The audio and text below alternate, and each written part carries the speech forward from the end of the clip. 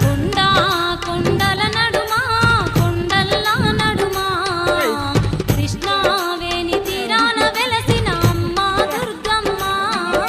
కొండా కొండల నడుమా కొండల్లా నడుమా కృష్ణావేణి తీరాన వెలసిన అమ్మ దుర్గమ్మ. బెజవాడ క్షేత్రమునందు బంగారు తల్లివై తిరులెన్నో కలిగించేటి తిరుగల్ల తల్లివే. బెజవాడ క్షేత్రమునందు బంగారు తల్లివై జై జై